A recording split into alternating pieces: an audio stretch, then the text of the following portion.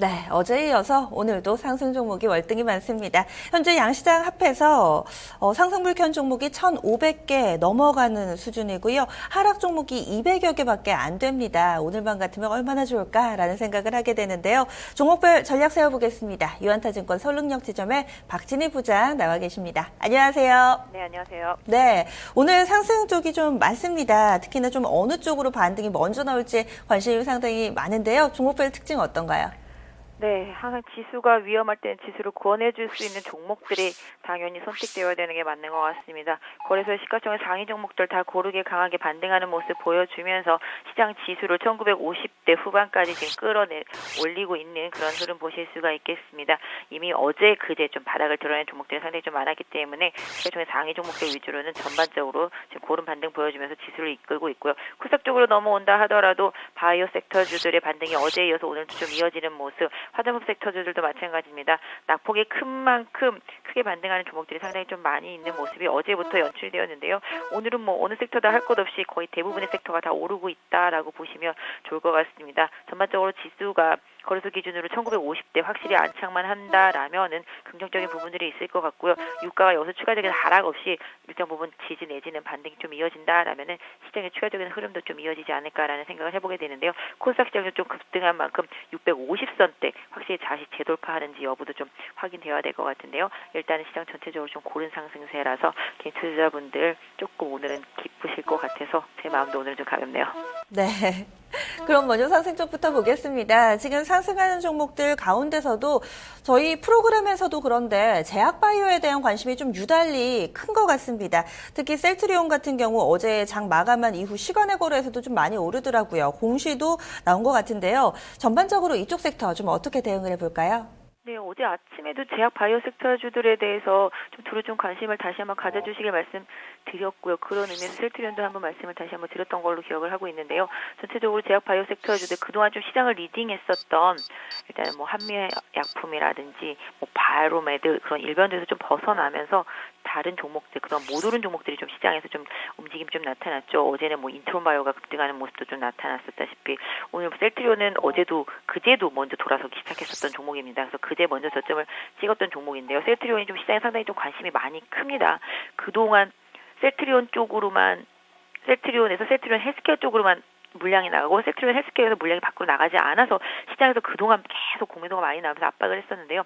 그런 부분들이 최근에 많이 해소되고 있다라는 점, 그래서 매출이 발생하기 시작했다라는 점, 뭐 이번에도 뭐 셀트리온에서 계열사 쪽으로 나가긴 했습니다만은 향후에 셀트리온에 대한 기대감이 계속 커지고 있는 시점이라는 점에서 봤을 때 일단 뭐 각 업종, 그러니까 바이오, 제약 업종 내에서 어느 정도 종목 교체가 좀 일어나는 최근에 좀 흐름이 아닌가라고 보여지고 있는데요. 셀트리온 자체만 놓고 본다라면 약 한 78,000원 정도에다가 마지노선을 설정하셔서 보유하시는 전략이 좋을 것 같고요. 단기적으로 한 84,000원에서 85,000원 부근에 저항대가 있습니다. 이 가격대가 매물대이기 때문에 단기 트레이딩 하시는 분들은 이 포인트를 잘 봐주시고요. 이 가격대를 다시 강하게 돌파한다라면은 추세적으로 수요가 상승을 좀 이끌어갈 수 있는 흐름이라고 좀 봐주시면 좋지 않을까 싶고요.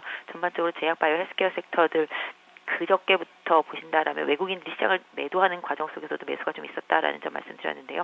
수급이 계속적으로 좀 좋아지고 있는 제약바이오 헬스케어들 좀 저점에서 우량주들은 조금 더 선점해야 되지 않을까라는 생각을 하고 있습니다. 네, 반등 국면에서 한미약품보다 한미사이언스가 좀 강합니다. 어제도 그랬고 오늘도 그렇네요. 이런 이유는 어디에 있다고 보시나요? 일단은 뭐 한미약품 같은 경우는 뭐 최근에 조사도 좀 많이 받았습니다만은 이미 좀 뉴스들이 많이 나오면서 시세가 좀 낮고요. 무게감이 있다 보니까 그 무게감을 감당할 만한 자금이 들어와줘야 되는데 그렇지 못한 부분이 좀 많이 아쉽고요. 반면에 한미사이언스가 좀 더 가볍게 느껴지는 그런 가격대라는 점에서 흐름이 좀 나타나고 있는데요. 그럼에도 불구하고 한미사이언스 같은 경우는 12만 원이 손재선이라고 설정을 해드릴 수 있을 것 같고요. 단기적으로 마찬가지인 게 한미사이언스도 14만 원 정도를 강하게 돌파하는지 여부가 추가적인 흐름이 있어서 중요한 포인트가 되지 않을까. 단기에 거의 반토막이 날 정도로 많이 빠져 있다라는 점에서 가격 메리트가 또 부각되지 않았나 싶습니다. 네, 그리고 또 오늘 빼놓을 수 없는 종목군이 이 삼성그룹 내의 삼성 엔지니어링 급등입니다. 따라서 삼성중공업도 좀 자극을 받는 것 같기도 하고요. 이쪽 내년에 흑자 전환 전망하던데요. 이 부분에 대해서는 좀 어떤 평가 내릴 수 있을까요? 네, 신문에 대문짝만하게 나왔더라고요. 내년에 2천억 흑자를 내겠다라는 의지는 좋은 것 같은데요. 그러기 위해서는 받쳐줘야 될 것들이 많이 있습니다. 중동 쪽에서의 계속 수주도 이어져야 되겠고요. 그다음에 지금 유가도 어느 정도 좀 상승을 추가적으로 해주면서 업황 자체가 좀 개선이 되어야 되겠습니다. 그러다 보니까 조선주라든지 건설 섹터, 특히 유가가 오름에 있어서 가장 탄력을 강하게 받을 수 있는 섹터라고 보고 있습니다. 그동안은 화학주와 정유주가 탄력을 강하게 받았다라면은 추가적인 유가 상승에 있어서는 반등이라고 할 수 있겠죠. 그동안 망가질 대로 망가진 건설과 조선 쪽에서의 답이 나올 수 있는 가능성이 높다라고 보겠습니다. 그래서 일단 삼성 엔지니어링 유상증자를 기준으로 본다라면은 7,000원대 유상증자를 하고 그다음에 기업이 어느 정도 좀 회복을 한다라면 긍정적인 부분이 있겠는데요. 삼성 중공업 같은 경우도 상당히 좀 강하게 오릅니다. 항상 사실 시장에서는 둘 간의 합병 문제도 항상 좀 얘기가 되어 와 있었는데요. 그런 부분이 진행될 수 있을지는 향후에 봐야 되겠습니다만은 단순히 지금 삼성 엔지니어링도 좋아져야지만 유상증자도 성공할 수 있다라는 점, 그다음에 유가가 올라오면서 어느 정도 업황이 바닥을 친 것이 아니냐는 시장의 기대가 모두 반영되고 있다라고 보겠습니다. 그래서 일단 보유하신 분들이라면은 유상증자를 받으실 분들이라면은 모르겠습니다만은 안 받으실 분들이라면은 단기적인 대응 전략으로 일단 한 17,000원대 중반 정도 직전 고점대 부근 이 정도까지만 한번 지켜보시는 게 좋지 않을까 싶고요. 다른 건설 섹터주들도 지금 최악의 구간을 지나고 있는 상황이기 때문에 오히려 대림 산업 같은 경우는 좀 긍정적인 부분을 좀 봐주셔야 되는 가격대가 아닌가 생각이 되고 있습니다. 현재 유가증권 시장 대형주 가운데서 LG전자가 4%대 오르고요. SOLGS가 나란히 또 4%대에 육박하는 상승 흐름을 보여주고 있네요. 정유주들도 오늘 좀 양호한 것 같습니다. 간략하게 좀 종목별 코멘트 들어볼까요? 네, 유가가 모든 것을 다 해결해주고 있는 시장입니다. 유가 상승에 맞춰서 상승할 수 있는 종목은 끝까지 계속 보유하시는 것이 좋을 것 같고요. LG전자는 역시 전기차 모멘텀이라고 보시면 되겠습니다. 전기차 모멘텀 계속적으로 보유하고 있는 LG그룹주들, 지난번에도 말씀드렸죠. 라인업, LG전자, LS산전, LG이노텍, LG화학 이렇게 라인업이 되어 있는 이쪽 라인업 쪽은 계속 꾸준히 시장 조정 시마다 관심을 갖고 보셔야 될 것으로 보여지고 있습니다.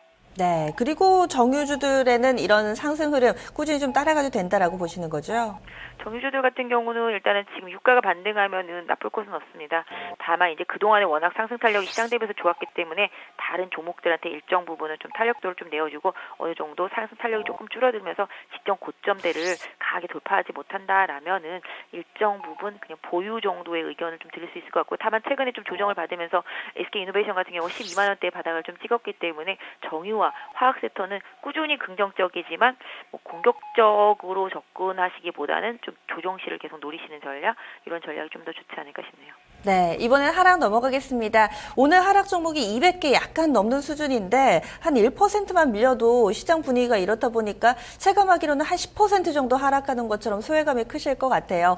개별주들이 상당히 좀 많은 것 같은데요. 하락 종목군 좀 전반적으로 훑어주시죠. 네, 지금 하락 종목들 본다라면은 크게 하락하는 종목은 사실 없습니다. 몇몇 종목입니다. 신세계 INC, CJ 프레시웨이라든지 하는 종목이랑 오스템 임플란트. 사실 오스템 임플란트는 최근에 많이 올랐기 때문에 기술적인 조정이 좀 나오는 것으로 보여지고 있고요. 전반적으로 크게 특징을 가지고 있지 않습니다. 하락 종목들은. 다만 최근에 반등했던 코나이 같은 경우도 어제 워낙 많이 올랐기 때문에 기술적인 조정의 매물이라고 좀 봐주시는 게 좋지 않을까 싶습니다. 그래서 오늘 대부분의 하락 종목들은 상대적으로 하락폭이 크지 않다라는 점에서 봤을 때 기술적인 부분을 좀 봐주시면 좋지 않을까. 그래서 일단은 하락폭이 크지 않다라면은 해당 종목들이 추가적으로 손절매라든지 이런 부분 좀 할 필요는 없겠습니다만은 특별히 눈에 띄는 하락 종목들, 주요 종목들 중에서는 없기 때문에 일단은 오히려 지금 상승 쪽으로 가는 종목들, 최근 낙폭이 컸던 종목들 이런 쪽으로 조금 더 관심을 가져주시는 게 좋지 않을까 싶네요. 네, 오늘 역시나 이 반등세 내에서는 낙폭과대주에 대한 관심이 가장 중요한 포인트가 아닐까 싶습니다. 오늘 말씀 고맙습니다. 네, 감사합니다.